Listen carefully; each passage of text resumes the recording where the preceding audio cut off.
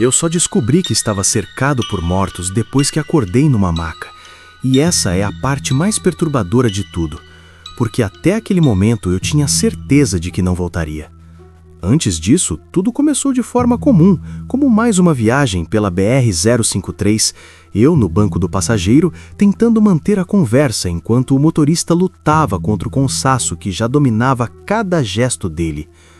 A estrada parecia normal, mas existia uma sensação constante de que algo estava fora do lugar, como se aquele trajeto estivesse apenas esperando uma falha mínima para se revelar.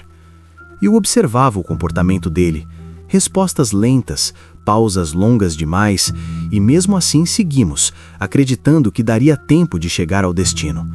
Não havia urgência, não havia pressa, apenas a confiança equivocada de que nada aconteceria. Foi nesse clima de falsa tranquilidade que a viagem avançou, e mesmo sem perceber, nós já estávamos entrando no trecho que mudaria tudo e que ainda hoje me faz questionar se aquilo que vivi foi apenas consequência do acidente ou algo que sempre esteve ali, esperando por mim. O instante em que tudo se rompeu não veio como um aviso claro. Foi uma quebra brusca da normalidade. Uma falha definitiva. O motorista simplesmente apagou. Não houve reação, não houve tentativa de correção. E naquele segundo, eu entendi que não estava mais no controle nem da minha própria sobrevivência. Meu corpo foi projetado, preso, travado, e a noção de tempo deixou de existir, como se a sequência lógica das coisas tivesse sido interrompida à força. Pensei em muita coisa ao mesmo tempo, em decisões não tomadas, em palavras que não disse, na certeza absurda de que aquilo não deveria estar acontecendo daquele jeito. A consciência começou a se desfazer em camadas, primeiro a noção do espaço, depois do próprio corpo, até restar apenas a ideia de que algo estava terminando ali. Não houve luta, não houve escolha, apenas a entrega involuntária a um vazio crescente. E foi exatamente nesse ponto, quando tudo parecia encerrado, que algo diferente começou a se formar, abrindo caminho para um estado que eu jamais imaginei vivenciar. Quando percebi que ainda existia, já não sentia meu corpo da forma normal. Era como se eu estivesse presente, sem realmente estar ali. Eu tinha consciência, pensamentos organizados, mas nenhuma noção clara de limite entre mim e o que me cercava. A ideia de tempo desapareceu completamente. Não havia antes nem depois. Apenas um agora, contínuo. Aos poucos, comecei a entender que não estava acordado, mas também não estava inconsciente, preso em um intervalo estranho onde tudo parecia possível.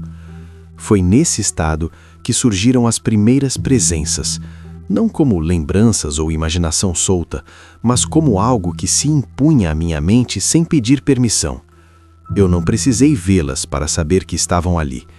A certeza veio antes de qualquer forma, antes de qualquer explicação lógica. E quanto mais essa percepção se fortalecia, mais claro ficava que aquilo não era um sonho comum, mas o início de algo que iria muito além do acidente. Algo que eu não conseguiria esquecer mesmo se quisesse. À medida que essa consciência se aprofundava, comecei a entender que aquelas presenças não estavam ali por acaso. Elas carregavam histórias interrompidas, destinos quebrados no mesmo lugar onde eu agora me encontrava suspenso. Não havia apresentação nem explicação direta, apenas a transferência constante de sentimentos e pensamentos que não eram meus. Eu compreendia, sem que ninguém dissesse, que aquelas pessoas tinham morrido naquele trecho da estrada e permaneciam ligadas a ele, presas a um ponto que nunca foi superado. Cada uma parecia carregar um tipo diferente de arrependimento. Algumas pela pressa, outras pela confiança excessiva, outras simplesmente por estarem no lugar errado. Essa consciência coletiva se misturava à minha, e o medo não vinha do que elas eram, mas da certeza de que eu estava sendo incluído naquele mesmo destino. Quanto mais eu absorvia essas histórias silenciosas, mais claro ficava que aquilo era apenas o começo e que algo ainda mais direto estava prestes a se manifestar dentro da minha própria mente. Foi então que a comunicação deixou de ser apenas sensação e passou a se tornar pensamento imposto, como se ideias que não me pertenciam fossem colocadas à força dentro da minha mente.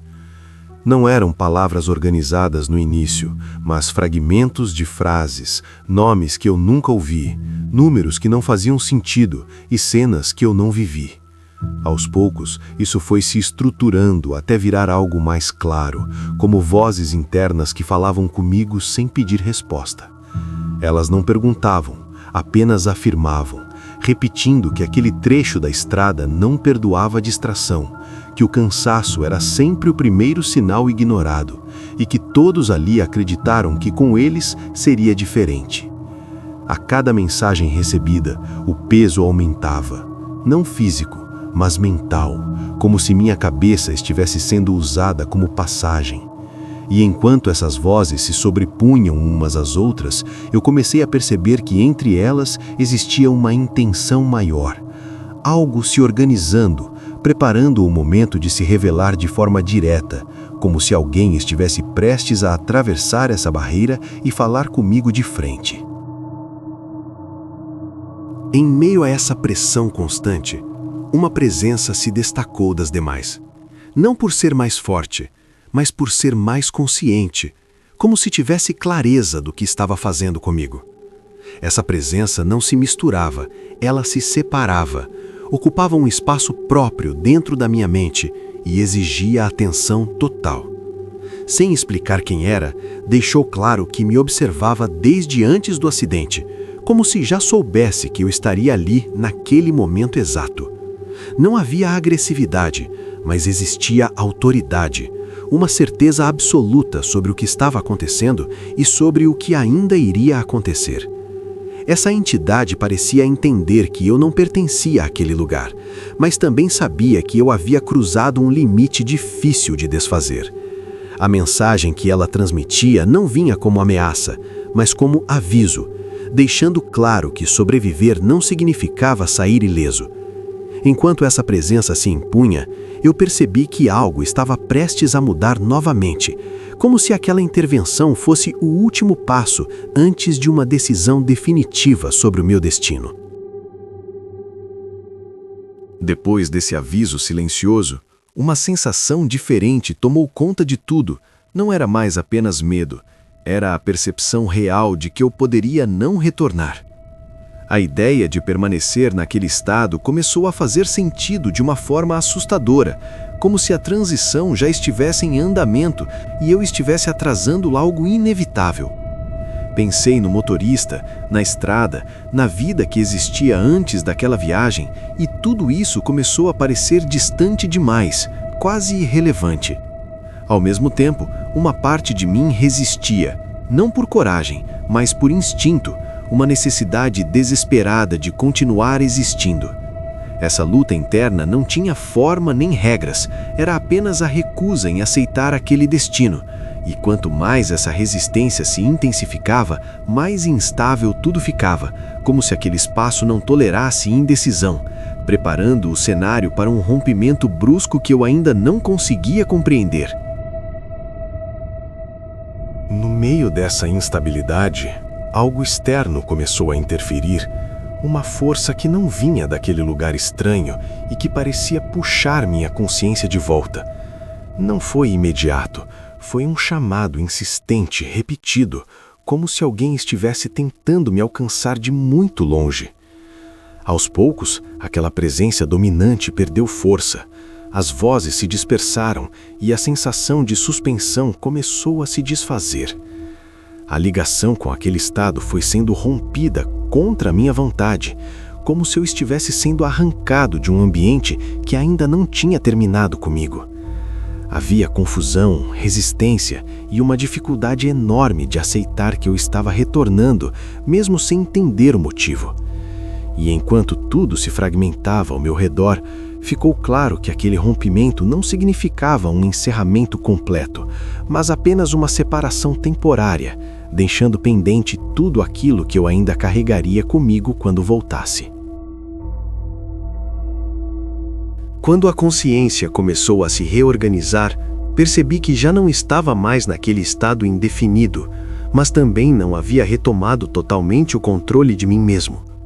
Existia uma limitação clara, como se eu estivesse presente apenas parcialmente, entendendo fragmentos do que acontecia ao redor sem conseguir reagir.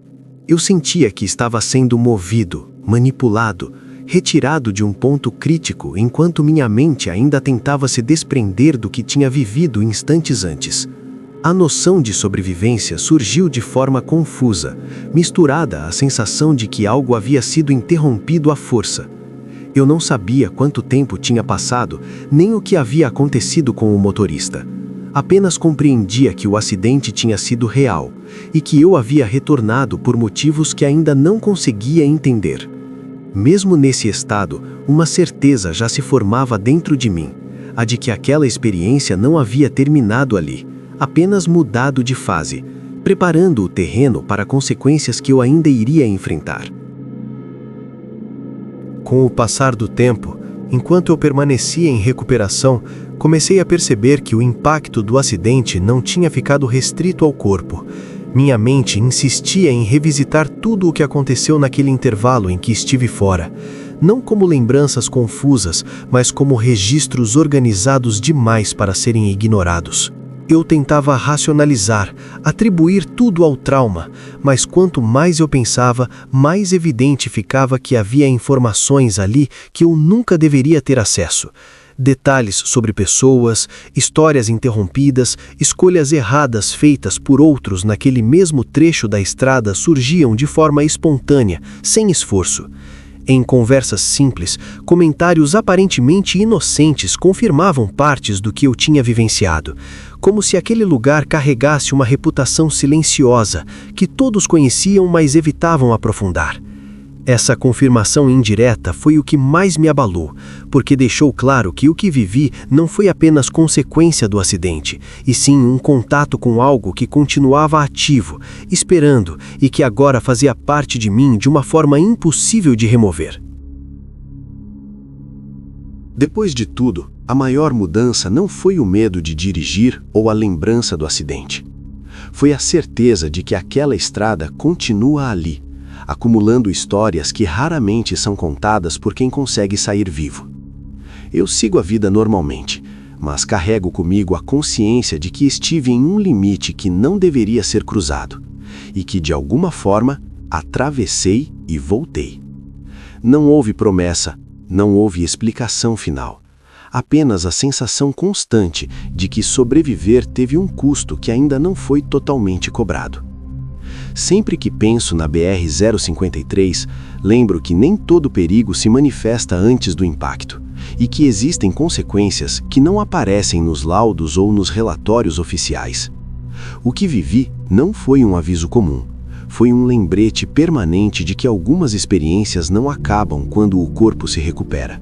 Elas continuam silenciosas, aguardando o momento certo para serem lembradas, como se aquela estrada ainda soubesse exatamente quem eu sou. Se você gostou do vídeo e quer mais relatos assustadores, deixe o like e compartilha com os seus amigos. Fique à vontade para compartilhar relatos que você conhece aqui nos comentários. Um abraço do Sr. Calafrio e não leia livros antigos demais.